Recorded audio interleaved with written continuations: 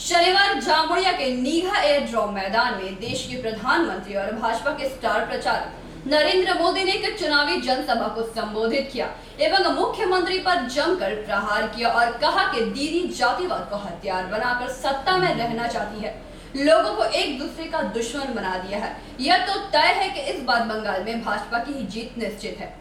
शनिवार जामुड़िया के नीघा एरोड्रोम मैदान में देश के प्रधानमंत्री और भाजपा के स्टार प्रचारक नरेंद्र मोदी ने आगामी विधानसभा चुनाव के मद्देनजर चुनावी जनसभा को संबोधित किया और बंगाल में भाजपा को जीत दिलाने की बात कही। दूसरी ओर तृणमूल को आड़े हाथों लेते हुए ममता बनर्जी के ऊपर जमकर प्रहार किया। कहा कि ममता बनर्जी समाज में भेदभाव करती है, उनका हमेशा अहम मुद्दा जातिवाद ही रहा है। वह लोगों को एक दूसरे का दुश्मन बना दी है। बंगाल की स्थिति दिन पर दिन बद से बदतर ही होती जा रही है। इसका सारा श्रेय तृणमूल की सरकार को जाता है। एवं उन्होंने बीते 2 वर्ष पूर्व आसनसोल रानीगंज के दंगों को याद दिलाया और कहा कि बंगाल की परिस्थिति कैसी है यह तो उसी वक्त समझ आ गया था। और उन्होंने कहा कि बंगाल की जनता अपने हित के लिए क्या सही है वह बखूबी जानती है और इस बार भाजपा की जीत निश्चित है और यह बात दीदी को भी पता है, इसीलिए वह बौखला गई है। और उन्होंने यह तक कहा कि ममता बनर्जी बंगाल के लोगों को मतदान से रोकना चाहती है ताकि उनकी गद्दी बच सके। कुल मिलाकर दीदी केवल सत्ता में रहना चाहती है। मौके पर मुख्य रूप से मंच पर मंत्री बाबुल सुप्रियो, दुर्गापुर के सांसद SS आलूवालिया, बांकुड़ा के सांसद डॉक्टर सुभाष सरकार, पुरुलिया के सांसद ज्योतिर्मय महतो, प्रमुख व्यवस्थापक शाह, झारखंड के पूर्व उपाध्यक्ष राकेश कुमार, राज्य कमेटी सदस्य पवन सिंह, जिलाध्यक्ष शिवराम बर्मन, 9वें विधानसभा के उम्मीदवार कर्नल दीप्तांशु चौधरी, लखन गुरई, जितेंद्र तिवारी, कृष्णेंदु मुखर्जी, डॉक्टर बीजन मुखर्जी, अजय पोद्दार, अरिजीत रॉय, तापस राय, अग्निमित्रा पाल, भाजपा जिलाध्यक्ष शिवराम बर्मन मौजूद थे। मंच पर उपस्थित लगभग सभी शीर्ष नेताओं ने अपने वक्तव्य रखे। कोरोना के दौरान भेजे गए राशन को लूटते हैं तो वो उन्हें खुली छूट देती है। केंद्रीय टीमें चाहे सहयोग के लिए आए या फिर करप्शन की जांच के लिए, दीदी उनको रोकने के लिए पूरे संसाधन लगा देती है। दीदी केंद्रीय वाहिनी ही नहीं, सेना तक को बदनाम करती है। राजनीति के लिए झूठे आरोप लगाती है।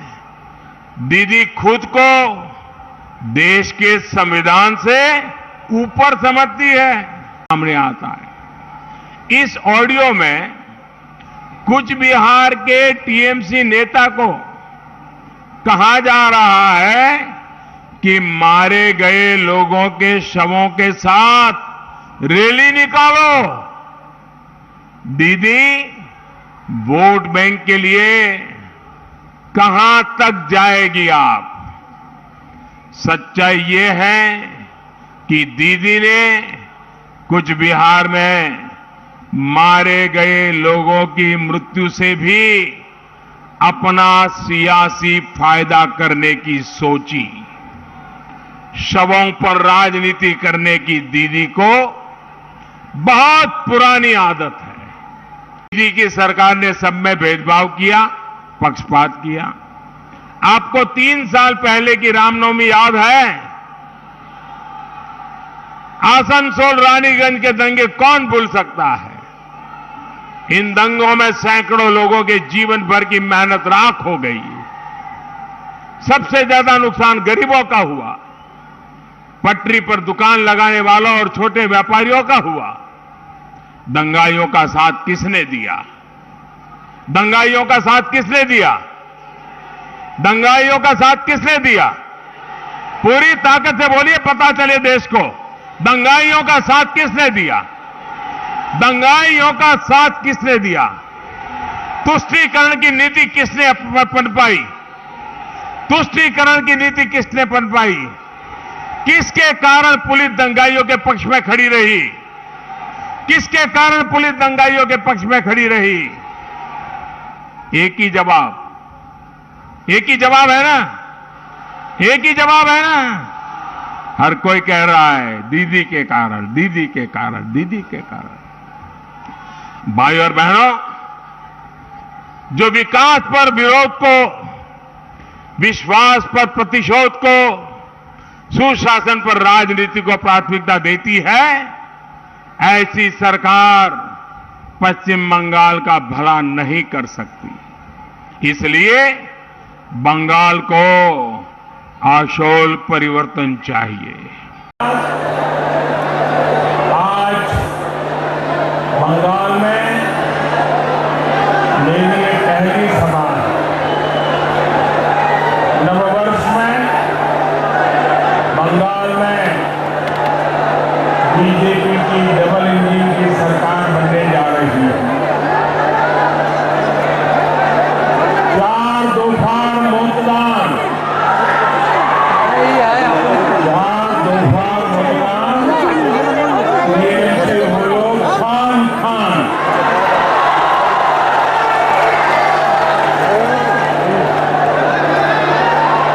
चार दौर का मतदान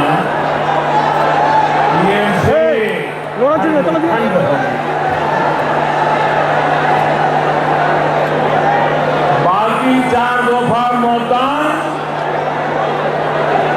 बाकी 4 दफा मतदान दीदी भाई को टिकट कटान।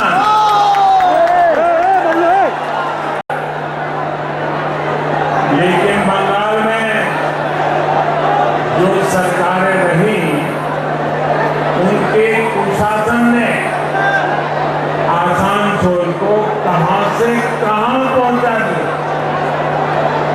जहां लोग चाकरी के लिए आते थे, आज यहां से लोग पलायन हो रहे हैं।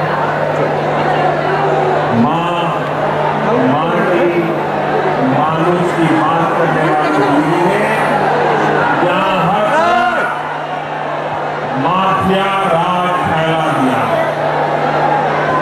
आसनसोल की प्राकृतिक संपदा को लूटने के लिए कोयला माफिया, नदियों की बालू को लूटने के लिए अवैध खनन माफिया, सरकारी जमीन पर कब्जे के लिए भू माफिया। साथियों, यहाँ सालनपुर, बाराबनी, जमूरिया, रानीगंज, उखड़ा, बल्लालपुर से लेकर बांकुड़ा बॉर्डर तक अवैध कोयला खनन का साम्राज्य फैला हुआ है। यहाँ का कोयला, रेत और दूसरे खनिजों को काला माल कहा जाता है। किस तक पहुंचता है, ये हर कोई जानता है। बंगाल के ट्रक वालों को, ट्रांसपोर्ट से जुड़े साथियों को, यहाँ के उद्यमियों को जो बाइको टैक्स देना पड़ता है, वो भी बंगाल के लोग भली भांति जानते हैं। साथियों, इस चुनाव में आपका एक वोट सिर्फ टीएमसी को साफ करेगा इतना ही नहीं है, बल्कि आपका एक वोट यहां से माफिया राज को भी साफ करेगा। साथियों, बंगाल और भारत के लिए रवि ठाकुर का आदेश है, रवि ठाकुर का आदेश है, चित्तो देखा भय सुनो, चित्तो देखा भय सुनो। हृदय जहां भय मुक्त रहे, लेकिन दीदी का प्रयास रहता है चित्तो देखा भय आक्रांत, चित्तो देखा भय आक्रांत। हृदय जहां भयाक्रांत रहे। दीदी को इस बार के चुनाव में छप्पा वोट नहीं करने दिया जाना है, तो वो और उखड़ा गई। दीदी की गुंडागिरी, मस्तानगिरी का खेला नहीं करने दिया जा रहा है। तो दीदी बौखला रही है। दीदी द्वारा हर पैंतरा आजमाया जा रहा है ताकि बंगाल के लोगों को वोट देने से रोका जाए। टीएमसी द्वारा अभियान चलाए जा रहे हैं, चुनाव आयोग पर दबाव बनाया जा रहा है। दिल्ली से लेकर बंगाल तक दीदी ने मोदी के खिलाफ मोर्चा खुलवा दिया है। दीदी, ओ दीदी,